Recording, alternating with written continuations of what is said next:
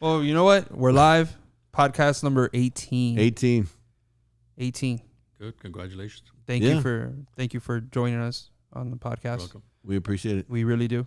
And thank you for letting us come into your office. Where are we? Your home. We're at the corporate office, Lone Star's corporate office here on Nolana and McCaw, the corner of Nolana and McCaw. Mr. Alonzo Cantu has been kind enough to have us as his guest here literally in his office. So The penthouse suite. This is the 30th floor?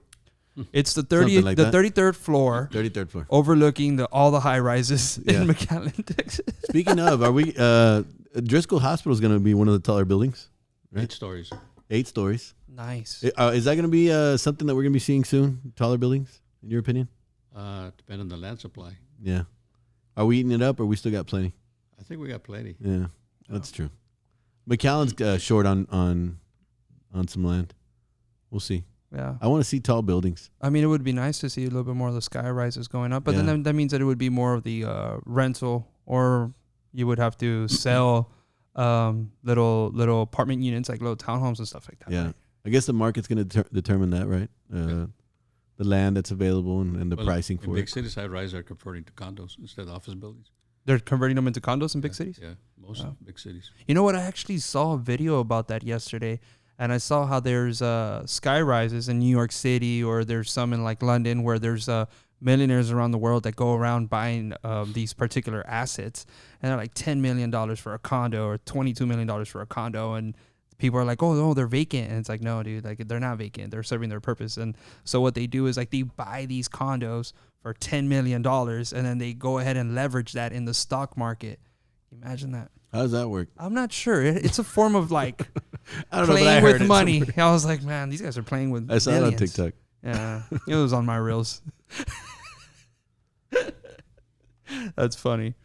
So So we got Mr. Cantu here. yeah, You don't do this very often, right?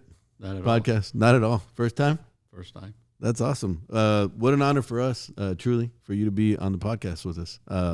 We started this podcast 18 podcasts ago, and the whole idea was simply just to get to know the players in the construction industry on a personal level, like we would at a restaurant or anywhere for that matter. level. And so we want to create. We're trying to put builders in a different light, right? And we've talked about this before with STBA. We believe truly that that builders are just trying to do right by their families and enhance their careers and put their kids through school and so the builders that I've met, and I've met a lot of builders now through STBA. I say this all the time. I think I have more builders now than I do builder friends now that I have friends, which is actually pretty nice, right? A bunch of colleagues that I can bounce ideas off of and whatnot. And so this is what the podcast was about, was just to create an environment where we could just all chit chat and get to know each other. Yeah. On a personal level. No agenda, no real hidden questions or anything like that. It's just Mr. Cantu. We were actually talking about that earlier. How we were like, man, it's 18. We started this. We didn't know where we were gonna go with it. Yeah. We really didn't have not a particular direction with it. We just ended up. I remember Ronnie was like, let's get this podcast going. They had been talking about it for a while. I was like, okay, and we've been able to get Ulises here to help us out with the podcast, and it's been one of those things where we started off in a particular room, and we're like, you know what, we're gonna set up a room, and we're gonna do this, it's gonna look all nice and stuff, and then we just ended up going out to different particular businesses here across the valley, and just showing people what the valley has. Mr. Dan Cantu has been very helpful in that. Selecting venues. Yeah. If we're going to do the podcast and we're going to highlight an individual, why not highlight a local business that could use, some exposure? And so, That's good. Just trying to do right by the valley. Yeah, definitely just go out there and try and give people the shine of the light that I think everybody deserves. We've been able to meet some really amazing business owners that have come from nothing, and they've been able to establish something amazing, like the Mister from Double M, as someone I always think about. Yeah, because his accomplishments have been great. Just great amazing. great guy. Yeah, Personally, just a great guy. yes sir. So we're here with Mr. Cantu. Yeah. How did you get started in this business? Right, this is back in the 80s. I'm not going to answer that. How about next question? No. My father did a little bit of construction with my mother, and after I graduated from college, I had my fancy finance degree from University of Houston. Went to a job interview with Dad, I think McAllen State Bank, and they offered me $800 a month to work. So I said, I'm going to start my own business. My father was building. I had started helping him a lot, so I built 2 houses that year, and then from there I started building more and more. Then got into the development business. So right out of college, you have a finance degree and go into construction.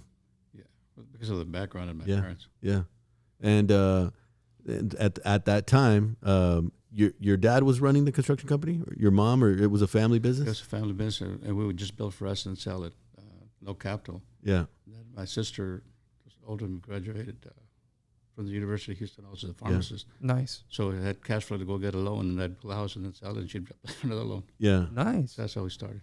Yeah, that's awesome. Was it always Cantu? Was it Yes. always Cantu Construction? Yeah. Awesome. You know what we've noticed is on the podcast is family business is pretty common Yeah. here in the Valley, Yes, sir. right? Almost everybody that we've talked to is somehow in some kind of family business, or family members are working with them. My father used to work as a laborer at some of the buildings at UTRGV, or used to be UT Panheim, and then also in Corpus. So he knew a little bit about the building business, and then they built. I was born here, but we lived in Mexico for a little while. But then my parents wanted us to get educated here, so they had built two houses in Camargo, and they saw them. We came over here, and we still live here at labor camp on Hackberry and McCall. On Hackberry, we call it labor camp. Yes. Okay. Not What like- is that? What was the labor? We're laborers. Yeah. We're Farm workers. migrants to Wow. California, farm works. Yeah. So your family all lived there. Yeah. Yeah. I had 2 sisters, my parents. Yeah. You guys are originally from what part of Mexico? Like I said, I was born here, and I lived here maybe till the 2nd grade. Yeah. Camargo, my parents and my grandfather had a house out there. Yeah. We haven't been back for a while, so I have relatives. China. Somebody had mentioned. Yeah, Cantus are a lot of Cantus. There's a lot of probably came Cantus in from China. there. China and Nuevo Leon. Yeah. Interesting. That is interesting because my grandpa's from China. Yeah. Yeah. My dad's from China. That's crazy. Yeah, it is crazy. Yeah, that's crazy. You know, I don't think you realize this, Mr. Cantu, but recently my grandma was in the hospital, and my uncle gave you a call, and you were very helpful, and I just want, like, I had never said this in person, but I just want to say thank you, because my grandma had like her heart, she ended up having to go into an open heart surgery, and they were replacing veins in her heart. Early valves. Yes, sir. And they couldn't. I guess they usually get the veins that are here close to the armpit, and something had to happen, or something happened that they were trying to originally get the veins from her knees. And you know how women do like cosmetic stuff, right? And she had done something to her knees where she put like some sort of like oil in there to get rid of like the wrinkles or whatnot. The varicose veins or whatever they're called. Yes, sir, the veins, and they weren't able to use that. And my grandma was over for like 8 hours. But my uncle called you, Mr. Felix Chavez. Oh, yeah. Yeah, he's my uncle. And you were... Big grocery guy. Yes, sir. Yeah. He's a big grocery guy. Very good guy. Yes, sir. He I remember he called you and whatnot, and thank you so much for your help on that. Sure. Really appreciate that. So when you graduated from University of Houston, did you ever think you'd come back to the Valley and help with the construction? Yeah. I was going to come to the Valley and then start construction, but like I said, I built 2 houses that year, and then the next year I started building out on 4 Mile Line, Gardenia Terrace, 29th and 4 Mile Line. So Yes, I built quite a few houses there. My lots were like 3,200 back then. When are we going back to those prices? Yeah, I don't know. I wish. That's the taxes for a year now on a lot. That's wild. Crazy. Imagine those times. So you're in construction. How long did you do that for before you decided, okay, I want to open up a bank? Well, construction led me to everything I do. When I started building, I built a lot of houses for some of the professional doctors, especially. Yeah. So I got to meet some of the doctors, and then there was an opportunity. When I started banking in a bank that's called Metropolitan National Bank, probably before you turn right across from Bogus Ford, and I started banking there at the same time where a guy by the name of Jim Fox started, and we became friends. So I started banking there, and he asked me if I wanted to buy stock from the bank. So I started buying some of their stock. And after a few years, they decided they wanted to buy me out. And Lone Star National Bank had opened. Well, they had opened, but they had gotten their charter, but they hadn't opened. So I was able to get the money I had there and put it at Lone Star National Bank and became a director. Gotcha. So the guys out of Wesco started Lone Star National Bank, and our first branch was there on 495 and 281. That's the first bank. So Lone Star Bank originally started with, it wasn't you initially? Well, yes and no. Judge Ricardo Hinojosa, federal judge, he and some friends had gotten the charter. Dr. Rudy Mario and Dr. Perez and a couple of guys from Wesco, Larry Olivares. And they picked some guys from far, from Bing Cruz Cantu, Oscar Gonzalez, Juan Peña, and a few others. Yeah. So I got involved by buying stock from them, stock that I sold from Metropolitan. So that's how we started. So they hadn't opened when I invested. Yeah. But the judge had gotten the charter. Interesting. And I went up buying him out because President Reagan appointed him as federal judge. Mm-hmm. So I was able to buy him out, and he became a federal judge. In fact, he still is a federal judge. Wow. So you get into banking. Got into banking, and then I got to meet a lot of doctors also, and people. And there's a guys where Renaissance is now. Myself and Dr. Gelman and Jim Darling used to own that land, and we sold it to 9 doctors. It became a little surgery center. Yeah. And it's basically inpatient. You get out, you have surgery and leave. And then Dr. Gelman and I and Dr. Haddad said we wanted to build a surgery center on our own. Mm-hmm. And then we wound up joining those guys. And then it became from a 4 OR to an 8 OR to what the hospital is now. It's now the largest physician-owned hospital in the country. Yeah, that's amazing. Congratulations. That is amazing. It takes a village, so a lot of people. Absolutely right. Yeah, absolutely right. Oh, the hospitals are their own world, man. I don't think I had ever spent so much time in a hospital until I was there with my grandma, right? And man, you see all this in and out, and it's like you said, it takes a village. It's very unique business also. You never know how much you're going to get paid, if you're going to get paid. We've had 2 goals when we started, was to do a medical school down here, residencies, and also to prevent our people from having to go north to do certain specialties. Yes, so sir. we got pretty much all the specialties. We were doing transplants here and stuff like that. Yeah. Level 1 trauma, comprehensive stroke center. So we brought the doctors here. So it's worked out well. How long has that span been from the inception of DHR to the big hospital it is now? For the hospital, probably 20 years, less than 20 years. And each hospital has its own specialty, right? Well, it's every building has a specialty, but the hospital is one. Although we just opened up in Brownsville. Yeah. So how many specialties does DHR? I mean, is a full hospital like any? Yeah, it can do anything. Pretty much. Yeah. Very few cases they have to send out our people. It's one of the best when it comes to heart surgeries. I think, if not the best. Was that an original goal for you to build the biggest hospital here in the Valley, or is it just? Our goal was to provide service here like any place in the country. Yeah. And so bringing the specialists here to do hearts or transplants or deliver babies or specialized doctors, so as a level 1 trauma, the doctors are always there. Yeah. So if there's an accident, you go there, there's a highly likelihood of living instead of sending them to San Antonio or Houston. Yeah. It's a long time. Because that was the thing back in the day, right? If you had a major injury or something, you had to get flown to Houston or San Antonio. But I think our medical staff's probably about 650 or more. Yeah. What was the motivation for you? I mean, is it business? Is it to provide for the Valley? Is it to grow? I mean, what drives you?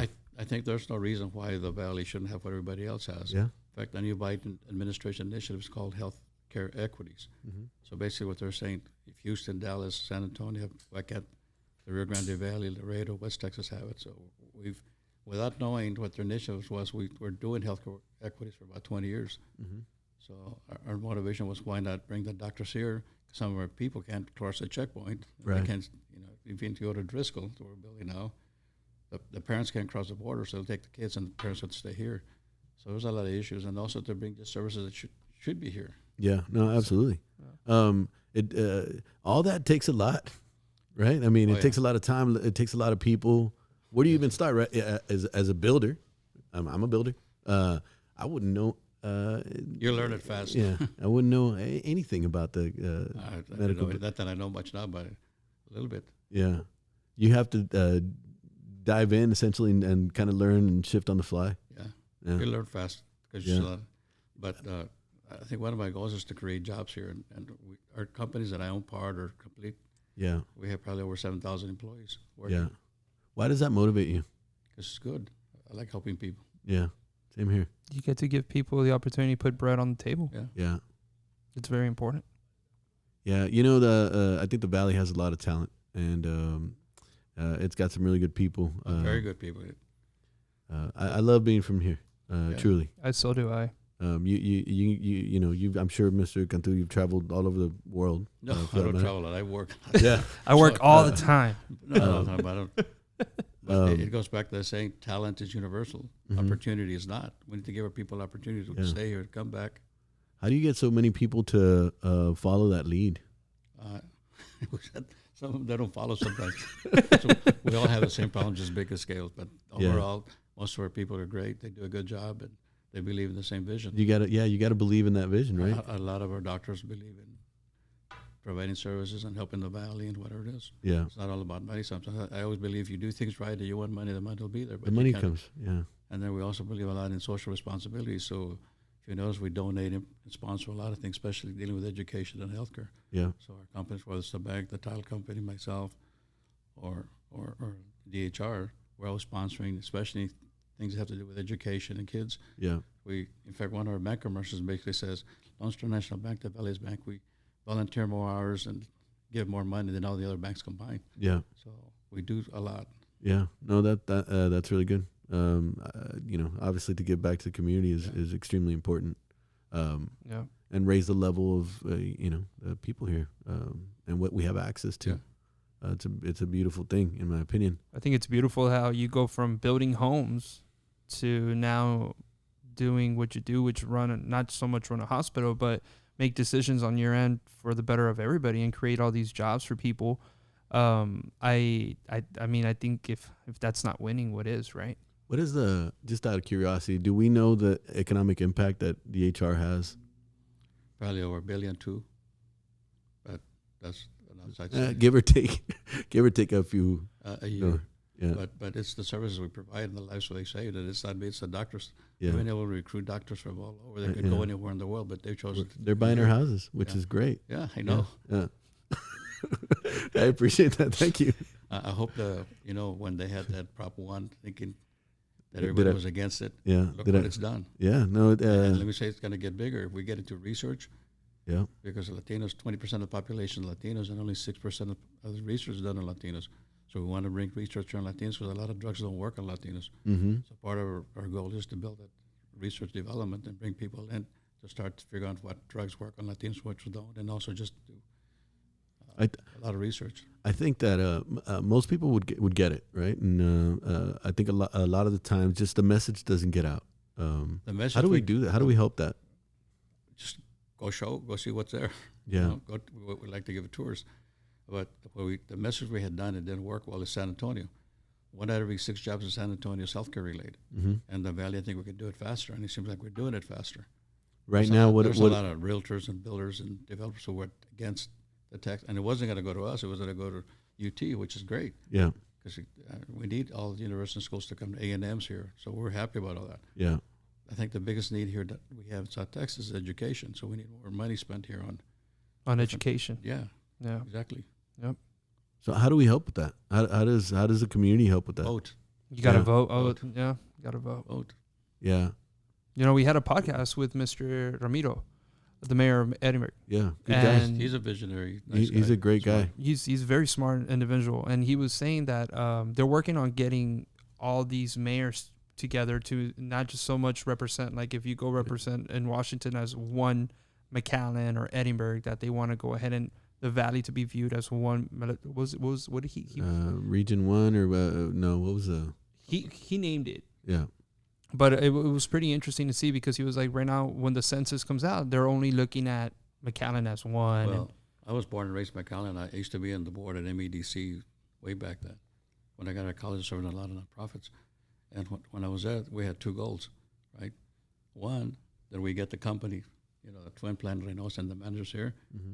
The second goal was make sure they don't go to Harlingen and Brownsville. Yeah. So that was that mentality. But now I think everybody's united, working together, and this works a lot better for everybody. Absolutely. Build better roads, better airports, more education. So we're united. So the more united we are, the bigger region we are. And we have more power, especially if we vote. Yeah. The unity comes in, the strength comes through unity, right? Exactly. Through numbers. Teamwork. Yeah. And teamwork. Yeah. Look at what STBA has been able to do, right? Yeah. Just everybody kind of coming together. Yeah. I'm on WhatsApp, so I always look at what y'all are doing.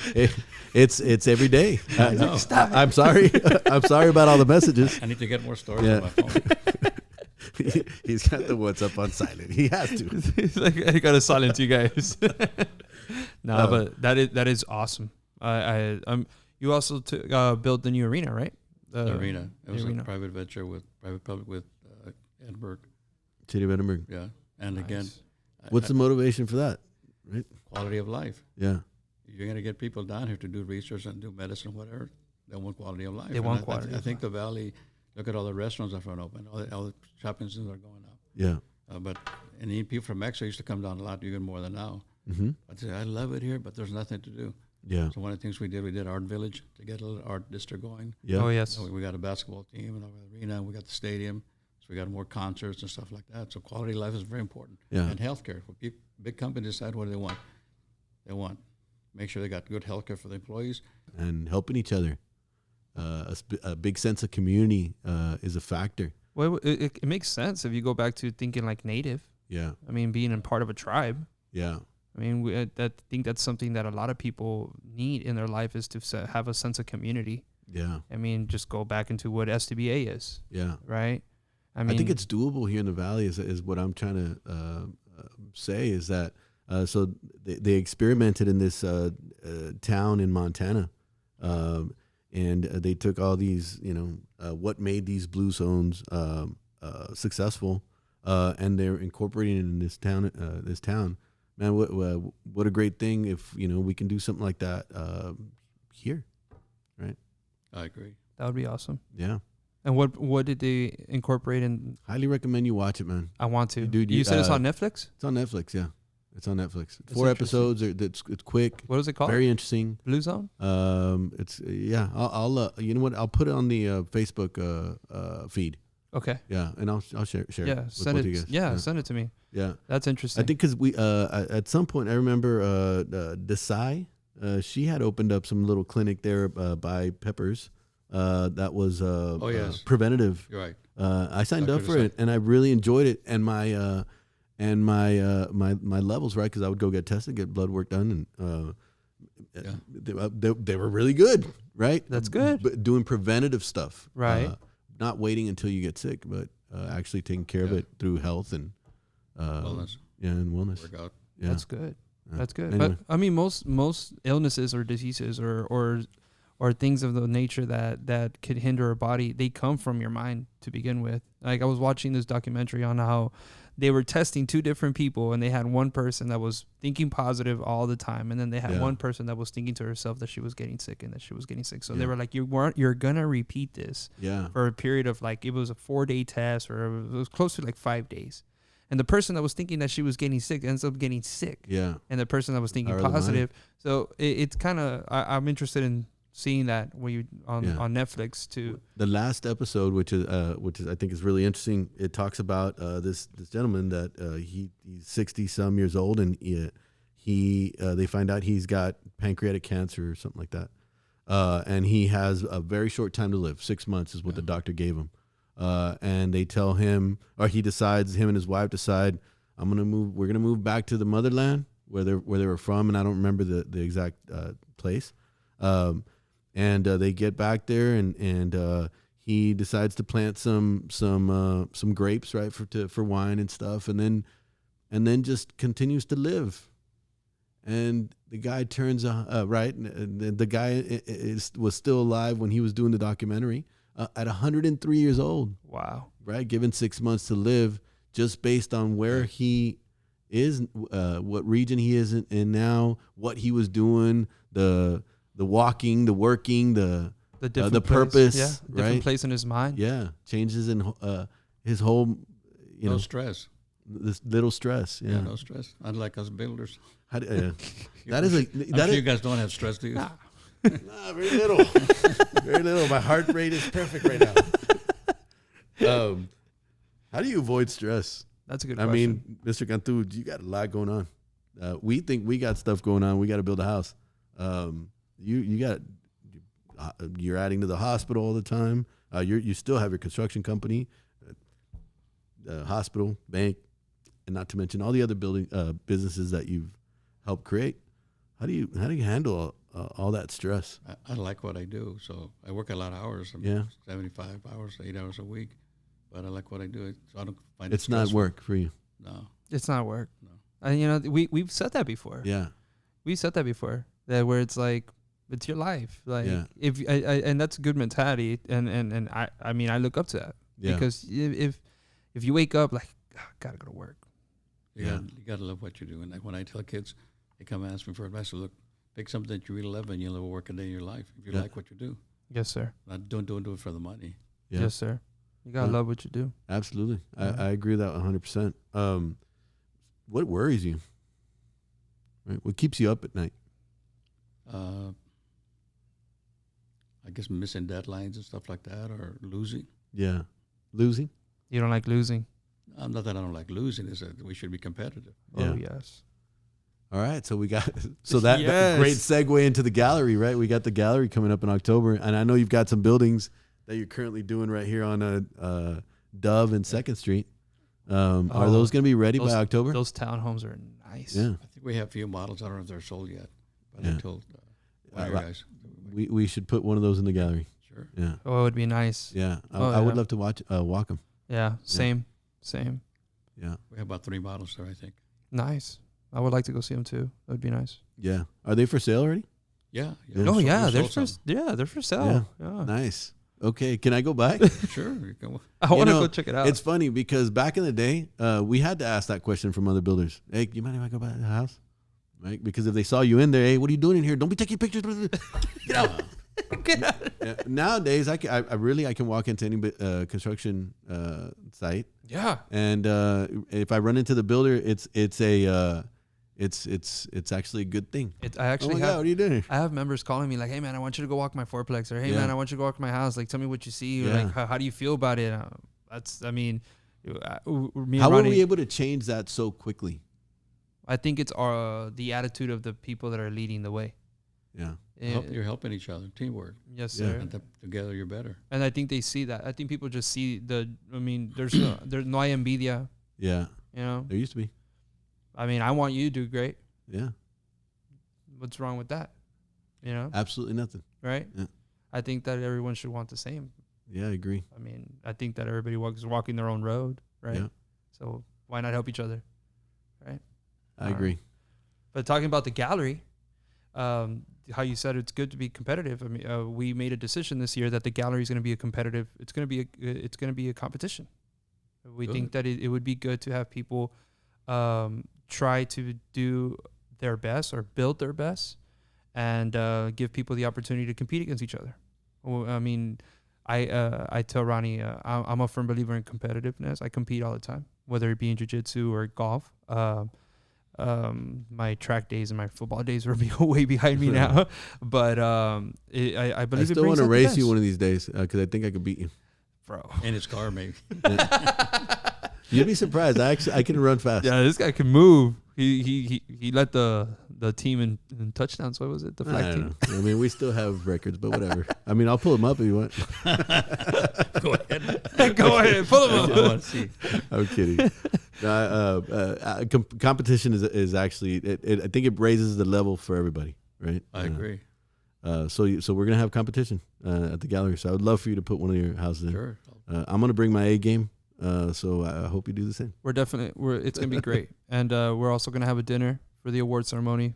We'd love for you to be there. It's something that we're trying it for the first time, and we've had a really good response from a lot of people. We already have a more than a handful of entries that have entered their homes. So it's good. I think that it's going to be a good one. I think it's going to be interesting. Yeah, I'm excited. I think it'll be good. So getting back to competition, the Vipers. I see you there all the time. I enjoy the games. You like basketball? Honestly, I didn't know anything about basketball when I bought into the team. David Guerra from ABC invited me to. How do you do this, sir? Like, you know what? I'm just going to start a basketball team. Just going to buy the team. Because it's good for the Valley. Of course it is. Of course it is. I mean, remember, we need entertainment down here. Yeah. So I invested a little bit, and I went up buying it, all of it over time. But nice. But it's not profitable. It's just good. Yeah. So hopefully somebody buys some tickets. Yeah. I'm there all the time. I buy tickets all the time. I'm a season ticket holder. And I mean, the games are amazing. Yeah. You'll see him working there or playing there, and then the next day you'll see him in some NBA game the next day. Yes, sir. The reality. There's been some guys that go to the NBA. Yeah, is that the talent is unbelievable. It's actually really good. It's good coaching, man. We have the Vipers. All the players are managed or recruited by the Rockets. Yes, so sir. they've been very successful. Yeah. So we have more NBA players, guys playing the NBA than any other teams, and we won the championship for it, and we came in second. Yeah. Yes, sir. But I tell them I want to be the bridesmaid all the time, because when you're the bride, you got to buy rings. It's like a $200,000 expense. Hey, we're good with second. So we're just here to entertain the Valley. We don't need any more. I saw the rings. They actually gave out fake rings at one point. Yeah. What? They're really nice rings. They're like these big, fat, like beautiful rings. That's wild. Yeah. They won the championship. I went to one of them. But the Rockets do recruit the players and all that. Yeah. We treated them nice, so I let them come back. Yeah. I think that the Vipers are doing an amazing job. I appreciate you getting that started here in the Valley, because it really does give us somewhere to go, right, and see some pretty good basketball talent. Which is cool. It's a great basketball. Yeah. We haven't made $1. I just own it. No. I don't know why. I don't know how, because every time I go, I spend like $150 just on hamburgers. Thank you. You're welcome. He buys I'm 10 doing. hamburgers. He eats 10 hamburgers. You eat. I do my part. I do my part for the Vipers. Thank you. That's funny. Yeah. I'm waiting for better seats. I'm trying to get a little closer to you. That's where the party's at. For a small fee, I'm sure you can. Let me know who I need to grease. Who do I have to talk to? Actually, it's been the same owners for a long time. Yeah, no, it's hard to get on that row. Yeah, it's hard. That's awesome. I ask every year. So notice they didn't give me the half. I know. I noticed. I'm surprised. Yeah. You've got like the 30-yard line. Yeah. What? Yeah. Blasphemy. That's what I thought. If I was the owner, I'd be right in the middle.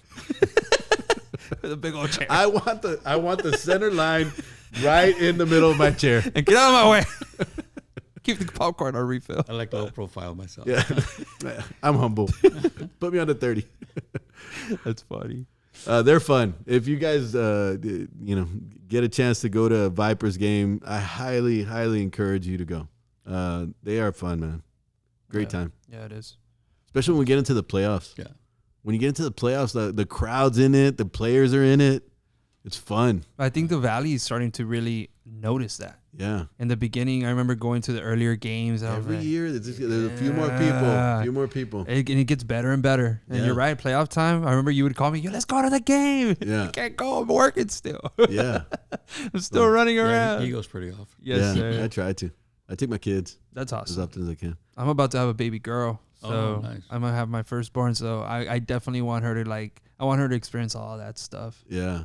I can't wait to expose her all that. You're gonna stuff. love it, man. Being a dad. I just want to carry her. Yeah. I just want to hold her. Yeah. You know? When she starts crying in the middle of the night. Go to your mom. I don't like this part. I want to skip forward this part. That's funny. Mr. Cantu, you have kids, sir? I have 2 daughters. 2 daughters? They work for me at the sports on the arena in the stadium. Awesome. And I have a hotel that they manage also. Awesome. What hotel? I didn't know you had a hotel also. Bungalows on South Sherry. Okay. Oh, okay. Yes. I know what you're talking about. Nice. I don't know where that's at. Yeah. By the Pepsi Sports Park. Yeah, right. Yeah. We brought it and fixed it all up. I need to check it out. Yeah. Yeah. It's a cool area. Nice. spot.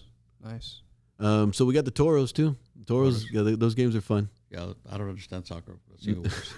Goal! That's all that matters. Yeah. They score. Somebody scored. You know what I'm excited for is the football team. Yeah. I'm excited for that. UTRGV. Yes, That's sir. going to be huge for us. Yes, sir. It's going to make it's more growth. We need to support it, buy tickets and stuff like that. Nice. I'll be there. That's going to be awesome. It's Yeah. and that same coach is a coach that started the UTSA program. Yeah. Yeah. And that's a successful program. Oh, yes. They did a good job. His dad was my high school coach. Really? His dad was my high school coach, and then he's the one that was recruiting me to go with him. But I got into Wayland Baptist. Yeah. But that guy, dude, he's a beast. Is that in Dallas, Fort Worth? No, sir. Wayland. Well, they have a branch in Dallas, yes, sir. And they also have a branch in San Antonio. But I ended up in Plainview. Don't ask me what that is because it's Plainview for a reason. There's nothing over there. It was horrible. Yep, they were right. I showed up. I was like, why did I sign? What did I do? West Texas? Yes, sir. Yeah. It's right between Lubbock and Amarillo. Okay. Right between. It was.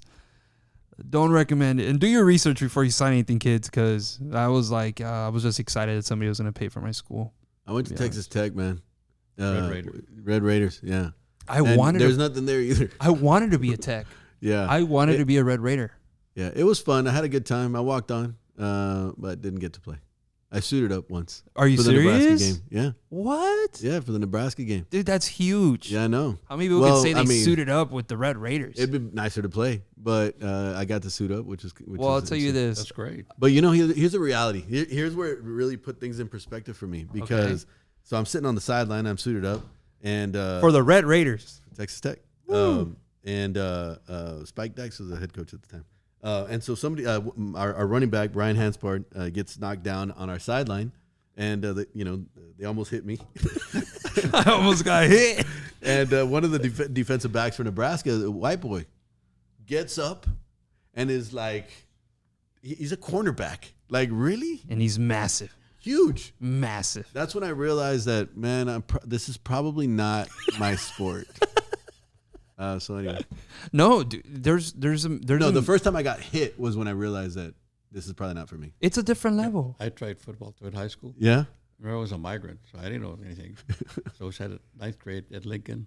You know where Lincoln is here? Lincoln Memorial? Yeah. Lincoln? Junior high, and I was, Yes, sir. So a friend of mine decided to go try out, so we tried out. Go into the locker room, right? They give me this thing. What'd I do with this? It's a jockstrap. I don't know what the hell it was. Seriously. This for your years? What is this? No, and then for practice, the thigh pads, I put them inside out. Yeah. So guess what happened? So my first game, it's in Westaco. So I mean, I was a clapper, right? Yeah. That's all I did. I was a clapper. You did great. High five. At halftime, we go to the locker room.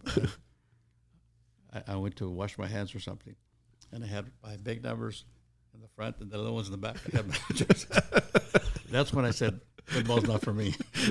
Yeah, this isn't working out. I was embarrassed. That's crazy. That's At least you were on the field. At least you were on the field. I was too, but that's clapping.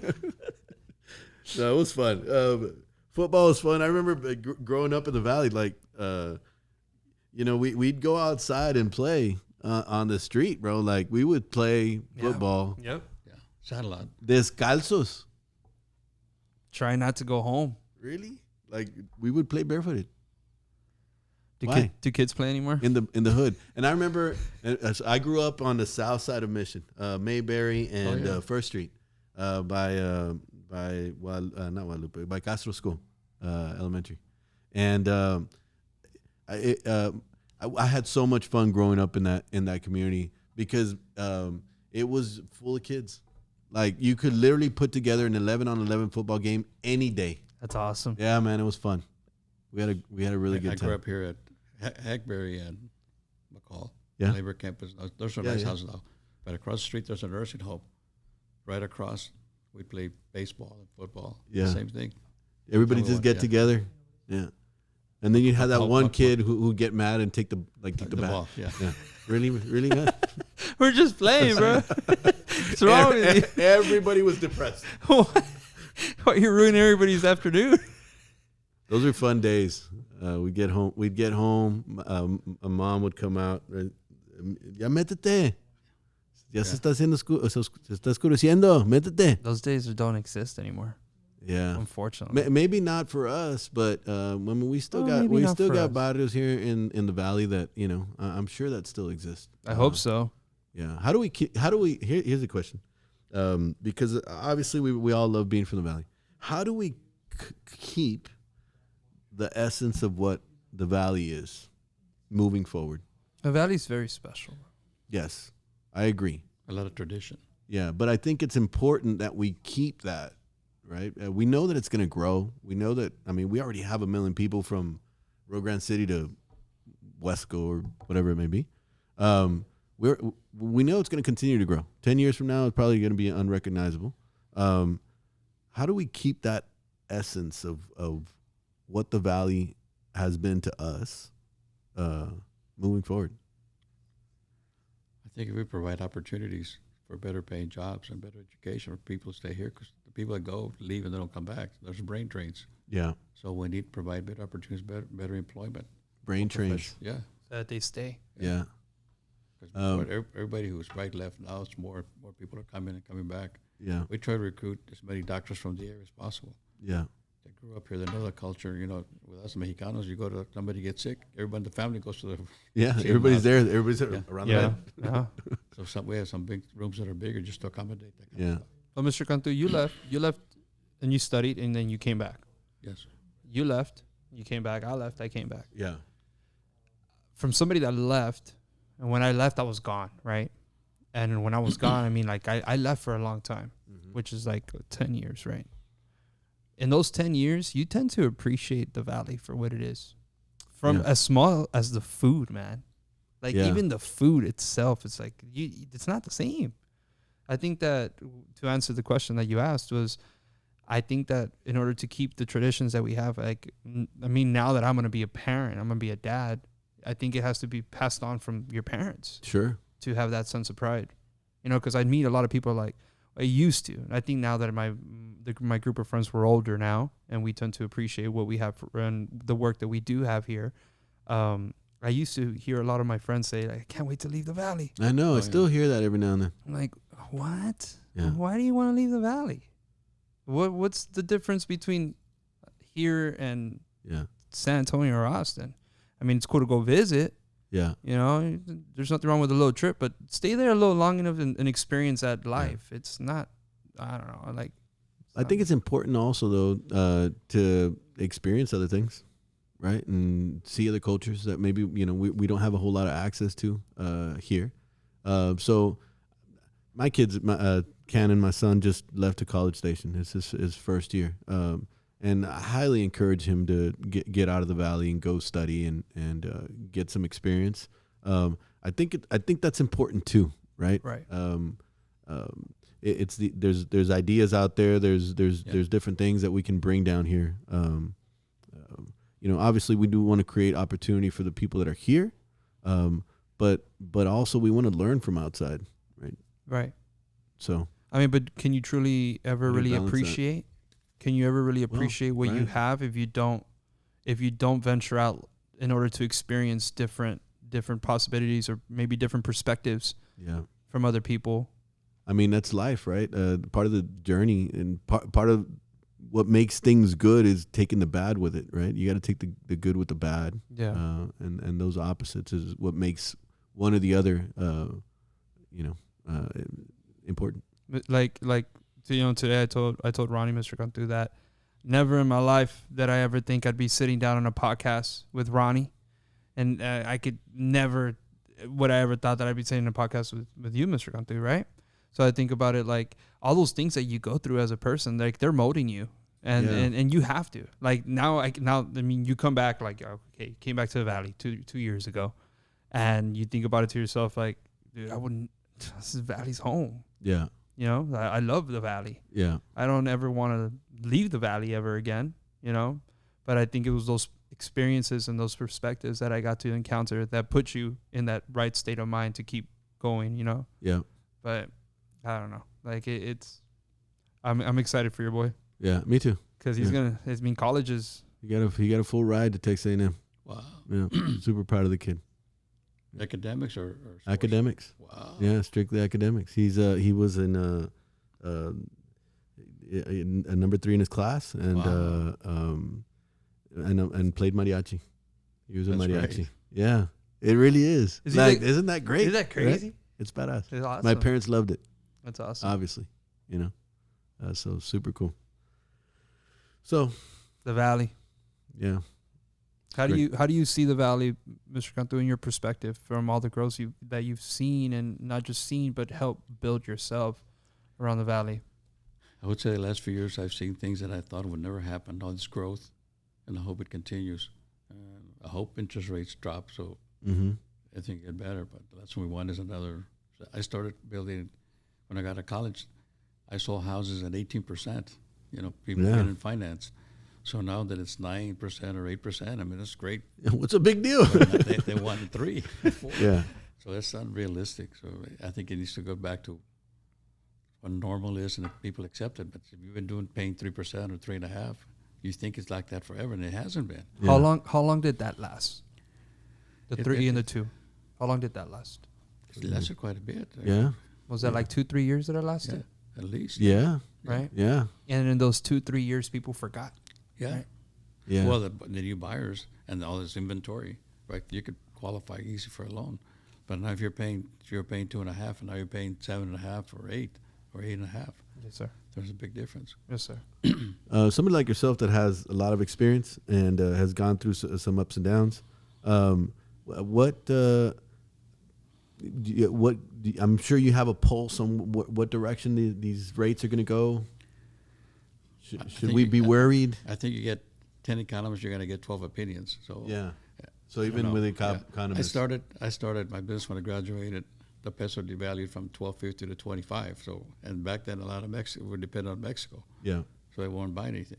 Yep. So that's how I wind up selling to professionals who have fixed incomes. That's what they had good businesses, or they were doctors, they were lawyers, they were CPAs. That was my market. So they were going to buy regardless of the rate, right? right. And then we had the recession, a couple of recessions back in 2008. Mm-hmm. There was quite a bit. I mean, that was And a big then one. The houses crisis. Yeah. And then there was the same as the loan crisis, which a lot of them went broke. Mm-hmm. So what I've been able to do, lucky, no talent, is I buy low and sell high. Just don't get them confused. Buy low and sell high. Yeah. Don't get them confused. Yes. Buy low, sell high. Don't buy high and sell low. Yeah. It seems like a simple concept. Yeah, it's right? simple. How do you hard. those opportunities? Is it luck? I mean, is it luck that you've had, or is it studying the market? Being involved. I think it's luck and the guts. Yeah. And you know when things are sliding. Yeah. And I'm hoping for a buy mode, Yeah. but sometimes I won't buy anything for a while, and sometimes I'll go buy a lot of stuff. Yeah. And I buy opportunities. Don't feel like if everybody's making loans at 14%, you got to go get one, or Yeah. buying lots at 100,000, you got to buy it too. Or So in your opinion, if it's not low, no, You're you staying away gotta from go it? to the market. The problem is that people are used to the 3s and the Yeah. 4%, and even if 8 or 9 is normal, you got to disqualify a lot of people. So depending on what kind of home and what price range you're selling, sure. who was buying those houses, you Right. buy them based on the new rate. Right. Before the rate hit the 2 and the 3, And also- it gave you those people that usually wouldn't have qualified if it was an 8 or a 9. And the other thing, like banks, our bank's known to be very conservative. Mm-hmm. But because we want to continue lending money, not get our hands tied by the OCC and saying you can't lend any money, and then what happens to the economy here in the Valley? Yeah. The bank's too bad; they can't lend. Who's going to lend? It's a balance, right? You got to keep and it that's why I moving. support all local regional banks, Mm-hmm. because they're the ones that lift the economy here. There's no big business here where the Wells Fargo Right. or Chases, people like that, they don't lend money to here. Yeah. Right. They don't. Yeah. So it's the smaller banks that lend money, Gotcha. Yep. and hopefully they'll do well because they will continue. If they do bad, then that's a problem for the local economy long Yeah. term. Yep. As far as Mexico is concerned, right? We talked about Mexico. They recently their peso actually went up in value. Yeah, yeah. What is that going to do for us? Well, I noticed on my business, especially on the south side, they're buying a lot of stuff. Yeah. But there's a lot of difference between a wealthy person from Mexico and a wealthy person from here. Or whether if you're worth $100 million, you probably got $90 million in the bank over Yeah. here. if you have 100 million net worth, you probably have 5-10 million because the rest is assets. It's all not assets liquid. and debt. Whether Yeah. it's cash. Or whether it's cash. Yeah. It's very different mentality. They don't know money. So do you? Are we gonna? Because are you gonna? Are we gonna see an influx of Mexican nationals? In your Well, opinion? the other problem is the government. We're a national bank, so we're controlled by the Office of the Comptroller of the Currency, and there's a lot of guidelines to bank foreign nationals, any kind of foreign national. So you have to go through a big screening to see if they qualify. But it's difficult to get them qualified to open an account here or to lend them money. Yeah. So we're hoping it gets better. But the state banks have a better Opportunity. opportunity to lend to foreign national banks. Is that regulation? Is that something? Yeah. Is that can that be affected through voting, or is that completely that's separate? legislation from Gotcha. from the government. Have you said you've noticed an increase on the south side? Yeah, I think we got 2 or 3 lots left. Yeah. What community? Just out of curiosity. All at Orangewood. Orangewood, yeah, on the south side. Lago, Paseo del Lago. Yeah. I'm starting a little 30 or 40 townhouse development because I build on my own Yeah. and sell them at whatever price I need to. Yeah. No lots for sale in that one. Not, unfortunately not. All right. I had to ask. Our foreign nationals usually buy on the south side, right? They like close to the border. They the like close to the border. mall. Yeah. The stuff that's coming up here on 10th and what is it? Alberta? Yes, sir. It's Alberta, right? Yeah. Shabby. He's Oh, yeah, doing some great. big developments He's doing there. great. Yeah. We're happy for him. Hope he does more. Yeah. Quality of life. It goes back to Quality of life. Yeah. He's creating a lot of entertainment. But he creates people that want to see it and they want to come back because there's a good quality of life. Imagine Yeah. if there's nothing like that. Theaters or a mall or Yeah. arena or, the stuff the city of McAllen and other cities are doing, fine performing arts center. Yeah. They want quality of life. That's Yeah. very And they want important. good health care. It takes everybody, right? I Yeah. mean, Yeah. it takes everybody to push I had forward. a client from Corpus that came down this past weekend, and I was like, "Hey man," like him and his wife went out to the Howling Rabbit, and he loved it. Yeah. He was like, "Man, I didn't know the Valley had all this stuff." Yeah. Yeah. Like he loved it. He just Through the hospital, we started Border Health Pack. I don't know if you know what that is. Mm-mm. Border Health Pack's a political action committee. So we, that are partners, raise money or give money to the PAC. And we raise about $3 million a year to give to politicians and other causes, social causes. Mm-hmm. But we don't give them any money unless they come down here and see the valley and see we're not a third world country Yeah. or that there's no violence. You don't have to wear body armor to be Right. here like people think. It's not like what the people news think. says, right? Yeah. So throughout time, we brought probably more than half the state reps in Yeah. Texas, more than half the senators. I see the pictures. The wall of shame. but it works. If That's you cute. bring somebody from New Jersey or New York, Yeah.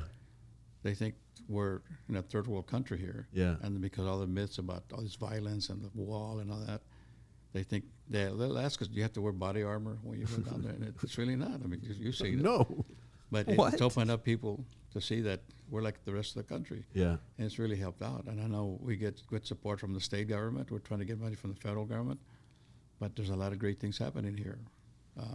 I agree. And bringing, like some of these doctors, transplant surgeons, neurosurgeons, they can go anywhere in the world. So we have to compete against other areas to bring them down How do here. we get the best, right? Right. And how do they come down here? Because Yeah. they can go anywhere. Yeah. So we've been fortunate that through our efforts, some of the people at the hospital, not me, we've been able to recruit great doctors that offer great service. I have a doctor now that's wanted to buy a house from us. That's from Poland. Interesting. Rugala, Yeah. I know. See, Yeah. Great guy. yeah, Yeah. Great guy. good guy. Yeah. He's a bariatric surgeon. Yeah. He trained at Cleveland Clinic. Cleveland Clinic's one of the best hospitals in the world. Yeah. That's amazing. But that's the But level. that's of the service. talent, right? They bring that talent down Right. here, and then we've got to provide a house for him that he can, raise his family and really appreciate where he's at, and that's our responsibility. Yeah. Yeah. And Right. So we got to do But- our part. but quality of life. Yeah. They come down here and it sucks, and there's nothing doing. Yeah. They won't The stay. kids won't like it, or the wife doesn't like it, or he doesn't like it. Yeah. They have options. Yeah. It takes everything. Yeah. It's a balance of all of it. yeah. Does Quality that of keep life. you up at night, right? I mean, because it all kind of has to happen together? I think the fact that we're in the valley and it's growing, I think that you can expect growth. I think we should be careful about how fast we do it and how much, because things slow down and you don't have cash. Like, I don't like to borrow money. For me, once you borrow money, like you're paying at 3%, now you're paying at 8 or 9%. Yeah. And you can see it at the bank, because now that people had savings, they don't want 1% on their CDs anymore. They want 5 or 6. Yeah. So then the banks, that makes less money. So it's a ripple effect. Yeah. It's being in the society that we're in, right? The capitalistic society that it's a free market, and everything has to just balance itself out. Right. Yes, sir. Crazy. Yeah, it is. And here it is, right? And it's growing and it's doing well, which is cool. We just got to be careful, how you said, how fast we do it. Yeah, and it's since I've started, it's cyclical, and you can look at what the economy's been doing. And it's usually here, so you got to buy here, not here. Yeah, Vipul, he's an analyst with you guys. Brain, he bought a house from me too. He prior to I had already built a house for him, and we had talked about finances and the economy and stuff. But when we started STBA, we brought him in to talk about the numbers and talk about to analyze where we're at. And I mean, he invests probably over $1 billion for us. Yeah. Him and his team. He has to know the numbers. Yeah, we have a meeting every month. Better. See where everything is. Wow. And to kind of predict, because there's no crystal ball. You don't know. Right. Yeah. But I mean, like how you said, you've already seen these patterns. Would you consider them patterns that we go through as a society, or how do you view them? I don't know if it's a pattern, but it happens. It's right. cyclical. Adjustments in the market or whatever it is. How did you feel when you saw these 2-3%? How did that make you feel? We look around you. How many subdivisions? How many houses were built? How many fourplexes? How many retail centers? Did you know it was an how would I like to like, what would you call it, like an anomaly in the? Oh yeah, like I said, I've never seen that since I started. I haven't never seen that. And how many years have you been doing this since you started? Right. Probably 78. So you're saying that since you started, you had never seen that? Not this kind of growth. No, buying land for $100,000 to build houses on it. Yeah. But they're selling. Yeah, that's what I'm saying. Yeah. As long as it continues, because if it doesn't, then you left holding the bag. Yeah. Do you think? Should we be worried about?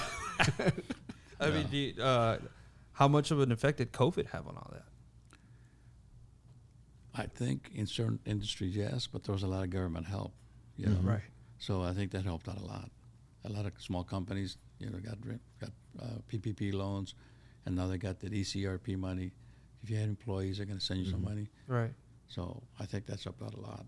Yeah, $6 trillion were pumped into the economy in a very short amount of time. Imagine. Yeah. And our deposits at the bank went up real high, and then they started going down because they're spending it, Right. or buying things with it. Yeah. It's wild. It's badass, actually. It's interesting times that we're living in, but the growth here is. Are we worried about? So if do we worry about history repeating itself?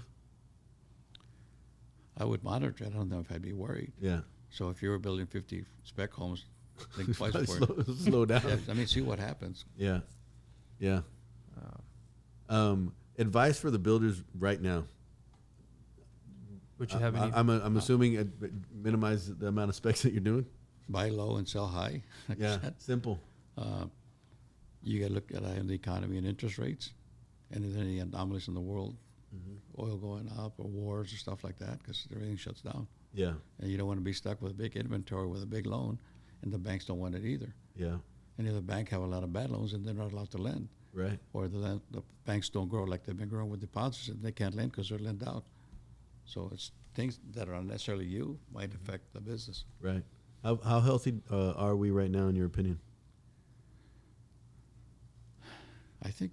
Well, I don't look at other people. I know our bank is very liquid. I mean, we're probably like 7th in liquidity, so we got $1.2 billion to lend, but rather lend it slowly, more careful. Right. Yeah. But I hope we do well. I mean, the whole economy. Yeah. Me too. SpaceX comes into the valley.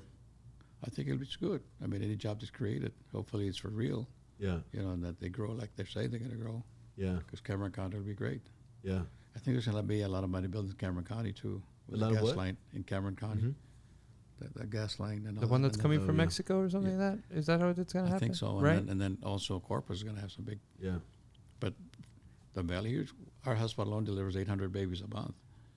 So imagine one elementary school a month. We're busy. So you're going to need more houses. Yeah. More babies, more elementary schools, more houses, more. I think to be from the valley, it's somewhat of a blessing within itself. Or the ripple effect of what's happening within a nation, it takes a while. Yeah. Are we insulated? I hear people say that a lot, that the valley is insulated to a certain extent. I think not as much as before, because Mexico was here. We're insulated. We don't care if interest rates are 20% in New York. Over here, it's booming because they're still buying. But now it's not as much as anymore. Why did our Mexican buyers, why did that slow down? Mostly because of what restrictions on banks, on who they can lend to. They can't, like people involved in politics and stuff like that, you can't open an account. People who have been in the paper for something wrong, you can't open the account. And so. And you can't just bring cash, right? That's kind of a. You go to jail. Yeah, pretty quick. that's a big no-no. Yeah, big no in banking. Yeah, it wasn't like that before. In the valley. It started probably 10, 15 years ago. I don't remember when. Yeah, Dodd-Frank was that the. No, Dodd-Frank's more on the financing. Side, Gotcha. Interesting. That is very interesting. So what's next? But the builders, I think you guys should hire people to do talks about, like I told you before, accounting, how do you market your house, how to make them clean, how to close a house. Not that you don't, but how do you do it better? Yeah. And then also keep your eye on the economy, what's going on locally. Yeah. You can look at the sales tax by city. Every month they come out. You can look at permits, building permits. You can look at closings. The title company's going to have to how many houses have closed. We need to get. We need to figure out how to get that information. I was actually wondering that. Another thing that you had mentioned is that the liquidity that you have in order to like lend out to people and whatnot. Is that like public information that somebody can know? Yeah. Is that something that like you should be able to get it? Right. Information is the key. Yeah. How do we get access to information?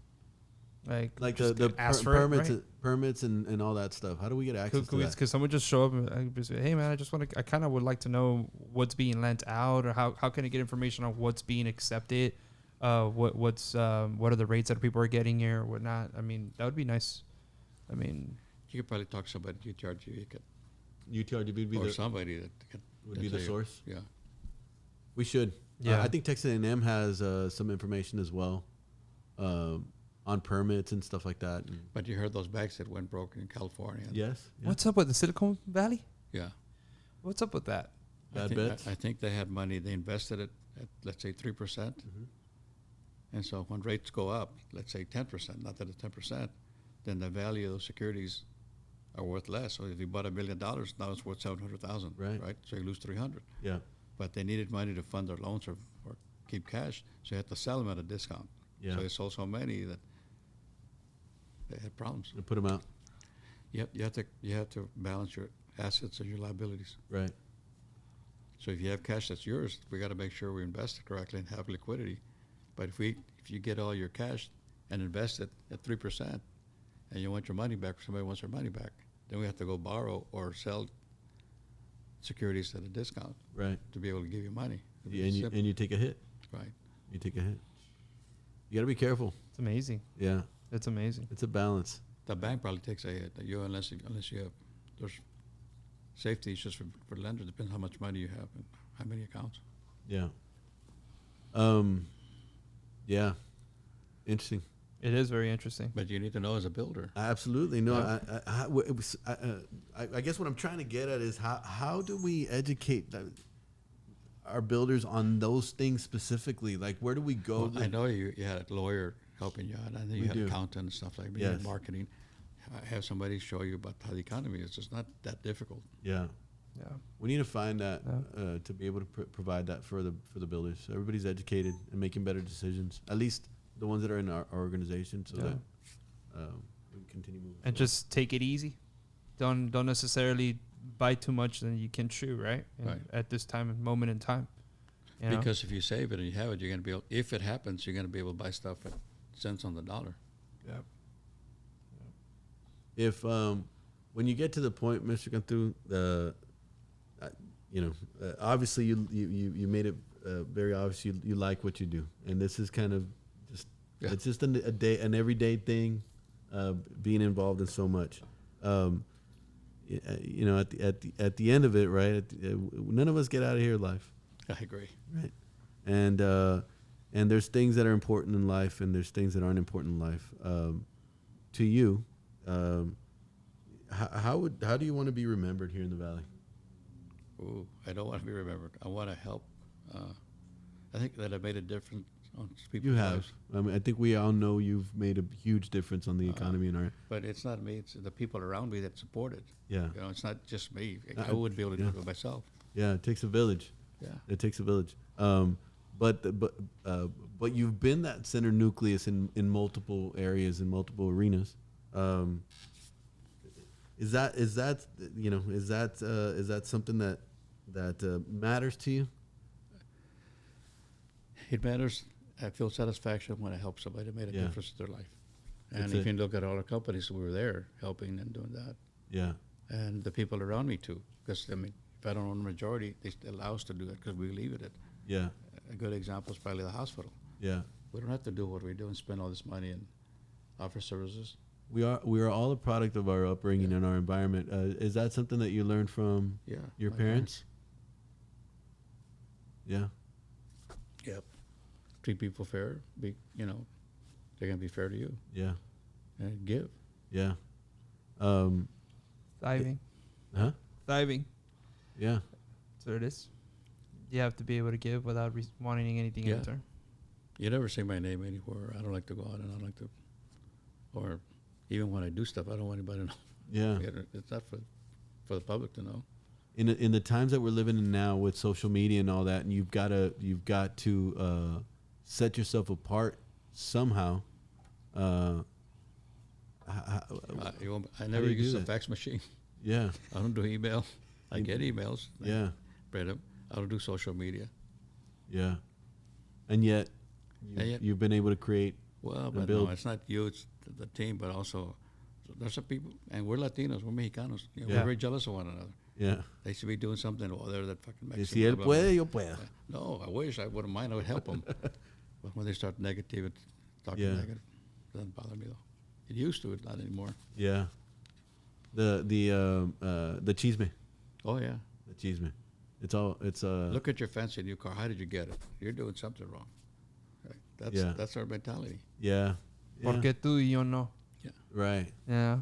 Pero pues But they don't see the 80 hours that have been the being hard worked. work. They don't see that there's no vacation. They don't see that there's no splurging of the money being thrown. Yeah. You know what I mean? I could relate to that in a way. I don't do anything, and not because I don't want to, but because Ronnie can attest to this. I'm on the road all day, running around. That at the end of the day, all I want to do is go home. Oh yeah. That's all I want to do. That's how much I work.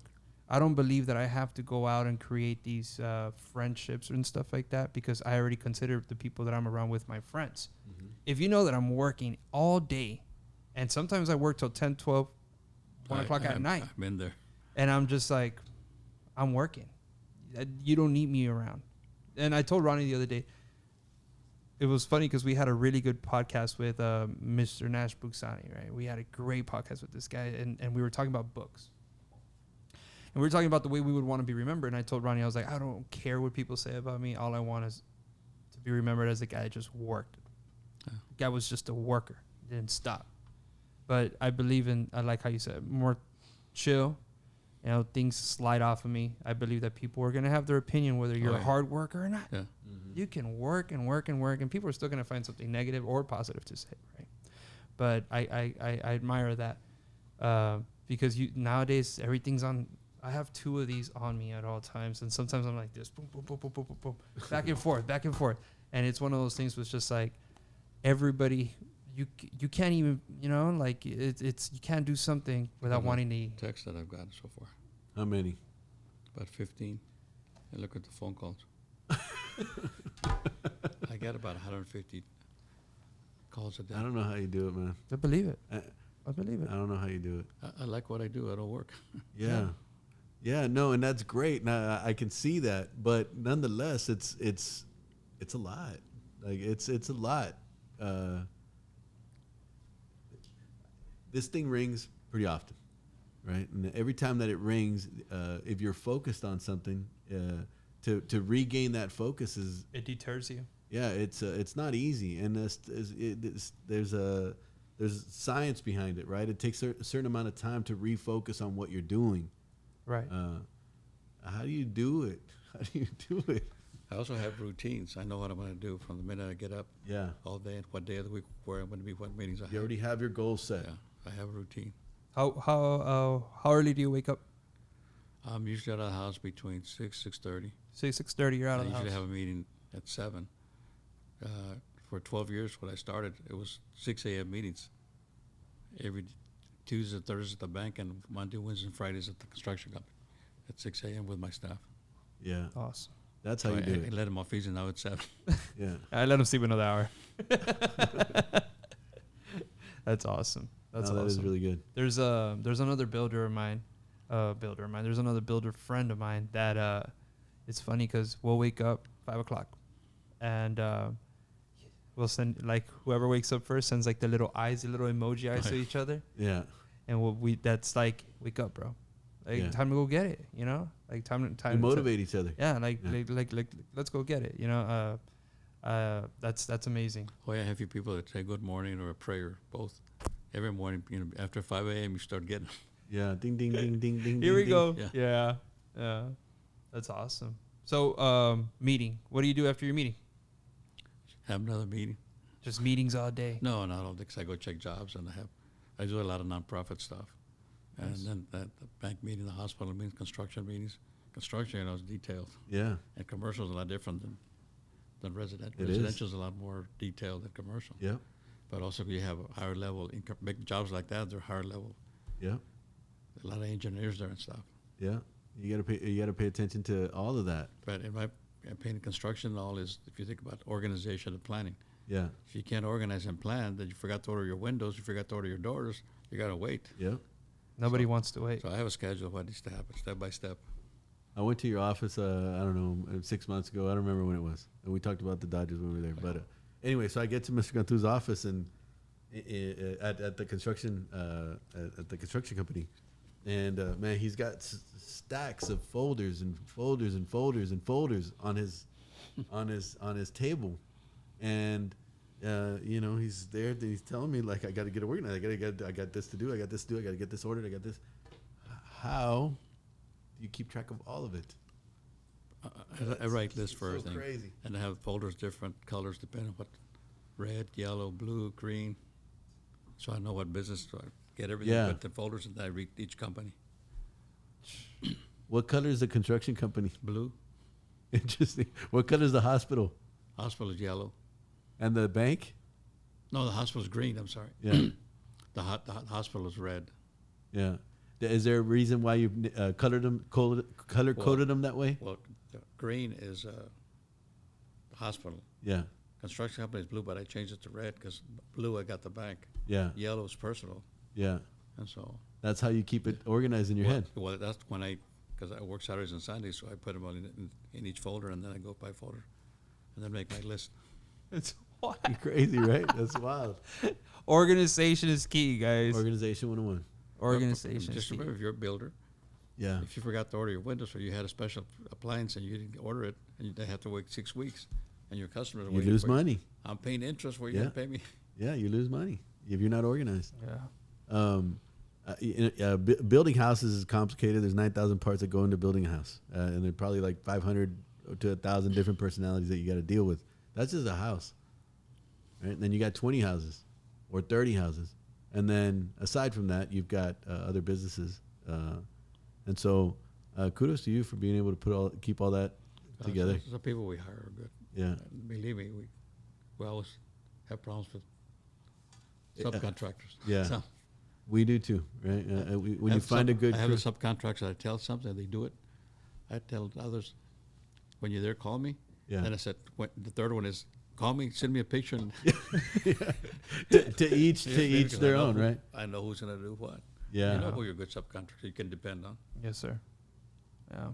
And those little details, for example, they put on the countertop wrong, or they put the wrong color Punch tile. list. Yeah. To me, right, it aggravates the crap out of me, right, because it slows down production. Pussy. And all those little mistakes cost money. Oh yeah. And not to mention the client, right? The client, they don't care whether you made the mistake or sub made the mistake. It doesn't matter to them. It's done wrong, Right. And you need to get it done right. Yep. That's a daily occurrence. It's a daily thing. Dude, you're telling me. How do you keep track of all You're that? telling me. I was going through it with a guy that is doing my foundation, right? And it's hard because you're like, man, like, I build up in like on the other side of the checkpoint, right? And over there's no workers like there is here. It's very hard to find hands. And I was telling Ronnie that I was going through it with this guy, and it's just hard because most people, instead of like, hey man, you know what? Let's find a common ground where you're going to continue receiving my work. Let's see if we can find a common ground here together, because to be at fault is one thing, right? If I'm at fault, I will eat it up. I'm a man. Hey man, I'm at fault. I think I'm a fair person, and I will eat whatever it is that I'm at fault at. But I think to myself, when you as the person that I'm hiring to do my work, and you're at fault for not passing this certain test that we need to pass in order to pour foundation. Now we got to move the form after you already started your digging or your ditching, whatever. And I think to myself, you want to charge me for being at fault? Yeah. And then, and like, how, you know? And I don't know. It's crazy because that little thing rippled to, you know what? I called my dad. I was like, hey, necesito. I was like, I need to get the 2,500. I was like, and let me your skid steer or whatever. Okay, yeah, no problem, whatever. Took it out there myself. Like, I had moved this form already. Yo cubrí todo, solo. Boom. Took my brother with me. I was like, let's do it, dude. I'm not gonna pay somebody to do something that I can do, right? So it's just one of those, but it's still an expense. Of course. You know what I mean? Yeah, of course. And then pay me the money, and then like, hey, I need answer the phone. No, I'm gonna do this one thing after. Don't get me started. Like, it's one of those. Pick your subcontractors wisely and keep them. And keep them. And keep them. Like right now we're doing transition. I had kind of stopped construction a little bit, just for myself, and subcontractors are all spoiled, man. Yeah, you got to find new guys. Sometimes they run the jobs. They think they can run the jobs. Yeah, we get that all the time. What about customer expectations? This is one thing for me that's it's been very hard to. I've built probably in my time probably a few thousand custom homes, and then probably named 3 to 5 customers have been, but they recommend me. Pain in the ass. Yeah. I mean, real stupid stuff, but you got to do it. That's I tell my superintendents, never tell a customer, let me do that. Yeah. Because some outrageous stuff. Yeah. But have you had a customer? 90% of my business is repeat or referral. Yeah. We'll see. Have you had a customer? I'm sure upset for. Oh hell yeah! I've offered to buy the house back, but they cool off. Yeah. Because we go fix it, but it's not our fault. But I don't like to argue with a customer. Of course not. Yeah. So like I said, most of my marketing dollars spent on repeat and referral. Yeah. I'd go do it. Yeah. That's a good thing. But I'll buy your house back if you're not happy. Yeah, I've told them maybe 2 or 3. I bought one. I've had to buy one. Yeah. Yeah. Yeah, we poured the foundation 4 feet too short on the backside. Just engineering error from the drafter to the engineer. Oh. The structurals were already done, and then they made changes. So the architecturals changed, but the structural was still the same. And the concrete guy goes off of the structurals, and we're short 4 feet. Had to buy it back. It happens. Wow. Yeah. But we've had issues with clients, and man, we do our best to keep them happy. Yeah. Sometimes you can't. Right. Yeah. Yeah. Sometimes you can't. I mean that goes for anything. Building. It goes for, I'm sure, in the hospital. Like it happens for anyone. Hospitals, lawsuits. Yeah. Yeah. It's like cars. Lawsuit crazy. Oh, the limits are less. Healthcare now for 250 or something like that, or 150. Yeah. You can only sue for a certain amount now. Some legislation was passed way back then. Yeah. Because you couldn't get doctors to come down here because they were sued all the time for anything. Yeah. Wow. So we had so that has to change, right? It's like all these things have to happen to for the valley to continue to grow. But The Valley's going in the right direction, though. Yeah. We're working together, and that's probably the best thing. Yes, Yeah. sir. There's still a few outliers, and even in some cities, still politics involved. I Yeah. try not to get involved in local politics at all. Yeah. You stay away from it. Yeah, I don't, we do state, the back state and federal. Yeah. For STBA, what would you like to see us do or improve on? From what you're telling me is you need to make sure you know how the economy is going and all Mhm. that. And I think you guys are doing a great. You work as a team Yeah. and learn. I mean, you got to be innovative and creative. You got to Yeah. be ahead of everybody else. Yeah. I used to go, and I still, when I go out of town, I go look for subdivisions. I go look at buildings. I go take Oh, pictures. yeah. Yeah. Yeah. I go to Scottsdale. I used to go to Scottsdale. Went to Florida, California. Anytime I go now, I can build it and take a picture of it. You ever been to any Frank Lloyd Wright houses? To where? Frank Lloyd Wright? Yes. Yeah. Yeah. Which ones? Just out of curiosity. Do you remember? The That's one why that- you're in Cali? I went to every time I have an opportunity to You go go to a out Frank there? Lloyd Wright house. And I'm in the city. I'll go. That's Yeah. awesome. Go also to Palm Springs. I went last Palm year. Springs, yeah, beautiful. Yeah. Yeah. Those old houses. Mid-century home Yeah. style of architecture is beautiful. That is awesome. Yeah, really cool. I was trying to buy we didn't work it Echo out. Hotel. Yeah, and do it. Oh. Yeah, that would have been great. Yeah. Mid-century art. If, It who lends do we have itself- to talk to? Yeah, what happened? I want to start. Yeah, Well, I want to know I this. couldn't get what building code they were going to apply. Yeah, And they kind of the one that gave me the street, which the street is your street, it's not my street. Yeah. You have to pay it anyway. yeah. But it's okay. So that's where Ebony's at, right? Are you a big fan of architecture? Yeah, Ebony Yes. Hills. Yeah, Ebony Hills, the golf So course. I want to start a petition. What? I want to start a petition because Ebony, they're letting it die.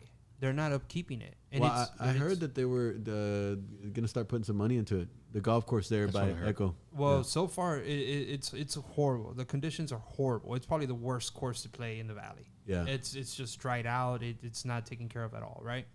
So we recently went to Houston, and there's a night golf course, Mhm. and Ebony's a small course, man. So what they did is they pulled 30-foot pillars with big old lights and whatnot, and they're letting people play night golf, That's cool. which I think it would be a great thing for the valley. Just like there is Top Golf, there's Yeah. all this entertainment. Dude, you know how many people golf? Yeah, a lot of people. You know how many people Plus, wish they could keep golfing? Plus Once you- the sun is how hot is it? You know what I'm saying? I haven't been golfing only at the tournament because it's been terrible. It's brutal. It's funny because I'm in this group chat with like I don't know how many guys. Like we were able to play on Monday for Labor Day. Mhm. We ran a little tournament amongst Yeah, us, right? cool. And it was funny because we have like man, we counted easily like 100-something guys, right, that are in our group chat, and we were talking about that, and we were like, hey, like we need to start some sort of petition to. I mean, it's a golf course, and it's not. You pass by there and it's empty. Mhm. You'll probably see one cart in the afternoon, 2 carts in the afternoon. Yeah. But it's I believe it should be a night golf thing. I'm just saying. Does that belong to the city, or can you buy it, Mr. Cantu? It belongs to the city. It belongs It belongs to to the the city, so we got to talk to Mr. Ramiro. Somebody. Yeah, Now I know who to talk to. we're doing a We project there. worked out a deal where they're going to do like the one in FAR.